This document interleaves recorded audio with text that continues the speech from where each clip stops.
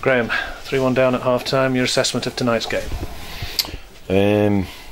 Scratching my head how we lost 3-1, to be fair. I thought we started the game exceptionally well and scored what I thought was a good goal from Goody, I think it was.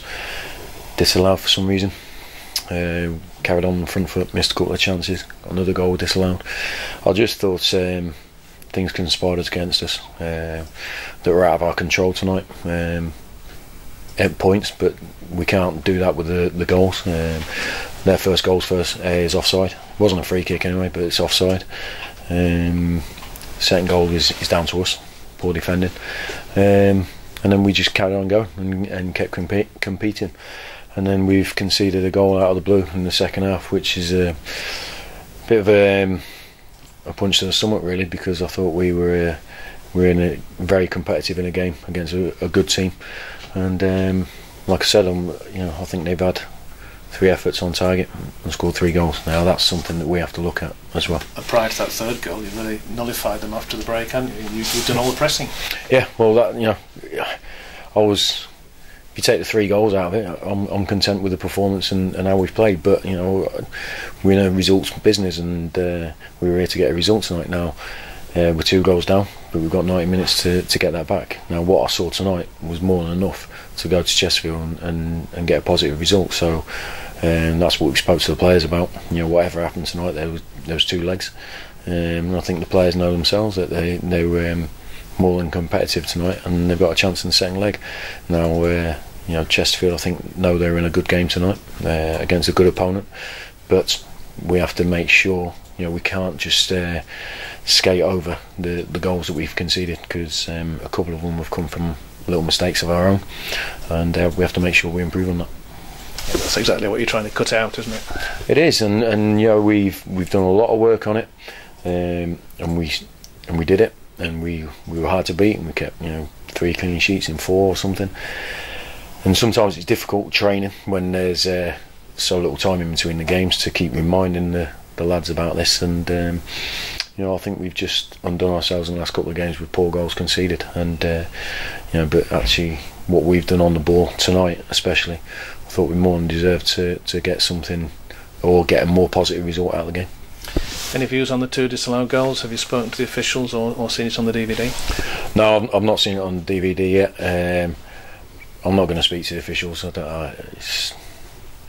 don't think it's worthwhile. Sometimes the decisions are made, and that's it. Their goal, their offside was given, ours wasn't, and I thought our players showed great discipline in the face of some things that went on tonight.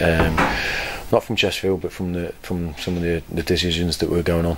I thought they were really poor and cheap, and we're getting bookings again, which I just can't understand. And other teams are not, and it seems to be a weekly occurrence at the moment. But we can't control that, so we have to control the things we have to occupy our minds with things we control, and that's our performance levels, and we have to make sure they're better defensively than they have been tonight, and keep all the positive stuff. But you showed great character in coming back from double disappointment to get the ball goal off Big John's head. Yeah, well, we were constantly going. That's we spoke at half time that things conspired against us in the first half without a shadow of a doubt, and lots of things that I'm going to look back on and see from the game are going to fill me with a positive mindset. But at the back of my mind, or right in front of me, is going to be staring at a 3-1 defeat. But like I said, it's a 2-legged game. We've got to go there positive. We've gone away from home and won lots of games this season, and it's another one that we have to go there and win. David Ball is very important to your plans. You brought him off before the end. He looked to be struggling with an injury. Any news? Yeah, I think he got a knock. It's strange because he was getting free kicks given against him, playing up against a 6'3" centre half, and he's getting kicked all over, as centre halves will do. But I don't think he's given the protection or the licence to look after himself, and that's disappointing. But yeah, he's a great lad. Puts his body on the line for the club, and he's took a couple of knocks tonight. But yeah, it was a great finish from him, and I thought the pair of them, John and Borley, caused them all sorts of problems, and we'll have to take that into the next league. the message coming out of Highbury is that you're still in the tie. Without a doubt, yeah, without a doubt. You know, and Paul will probably say the same thing. I'm sure he'll be telling these players that, you know, they've come up against a good team tonight, and the tie's not over. But we have to, you know, make sure that we go there in the right mindset. But we have to leave that on the back burner because we've got league games coming up, so we have to concentrate on them now. Many thanks, Graham. Okay.